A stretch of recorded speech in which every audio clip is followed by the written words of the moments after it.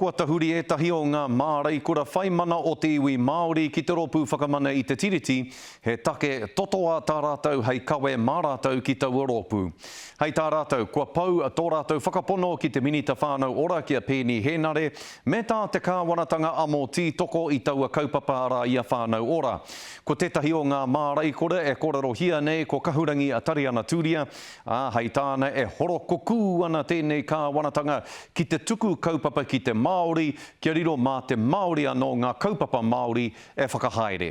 E mōhio ai tātou ki ngā tai pito o te wā, me whakawhiti atu tātou ki tā tātou.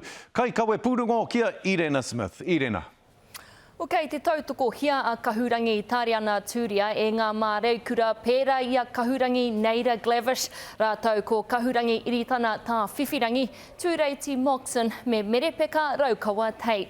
Hei tā tēnei kāhui ko te traipūrara o Waitangi anake, te wāhi e tau wai a rātou nawe ki te kāwanatanga mō whānau ora. Kuia te kanohi i arahi te whānautanga mai o te kaupapa nā te Māori mō te Māori. I think they're certainly trying to bring it back under Crown control. And with all the best respect in the world, Irena, that has not worked for us as a people. He māharahara hei tā kahurangi Tariana Turia kua haria ki te aroaro o te minita mō whānau ora, engari kaore anō kia tau. We're watching the money being whittled away by the government, taking it back into their own control and using it for their programs rather than looking at what has been successful. Heoi e ai ki te minita o whānau ora a Pēni Henare, kei te whakarungo ke ia ki ngā hiahia a ngā iwi, kia riro tō tika atu ki a rātou ngā pūtea ki te whakahaere i a rātou kaupapa whānau ora.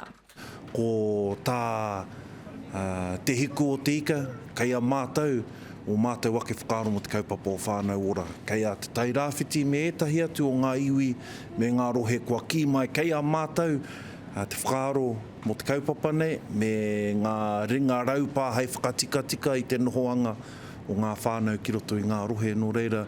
Koina tā mātou e hiahiana, kia tautoko ake i ngā hāpori me ngā whānau e hiahiana ki te kōkiri i tēnei kaupapa. He māngai ngā mārei kura nei mā te ropu kai komihana o te ika a Māui, ara ko te pau matakana te ingoa tawhito. Koina te take kua ahua pāpauri.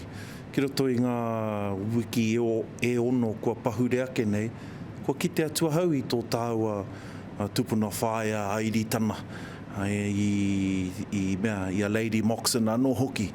Noho tahi tāua ki te ata kōrero ki hei tēnei take i puta mai. Ko te raru nui hei tā ngā whāia, mena kei te kitea ngā hua, kua pai te whakahaere, iaha te take e pirangi ana ki arawe ke hia te kāwanatanga, te ara tuku pūtea. Sometimes when we get into power and authority, we think that our power is greater than the people, and only the election will tell them that. He wero kaore kore ka kōkiri tonu kia taura no ngā hiahia o te kāhui, mārei kura nei. Ko te tūmanako o ngā kai kreme kia whakai te traipūnara ki tā rātou tono wawe. Kaore kore kakaha kōrerotia tēnei take ki te huinui o rātana tēnei mutunga wiki. Me te mōhio Scotty, he tau pōti, te haere ake nei. Tika tau nui tēnei tau pōti, Irena Smith, i te whare o te reo tātaki i tāmaki makaura nei e mihi atu ana ki a koe. Te tuahine, tēnā rā koe.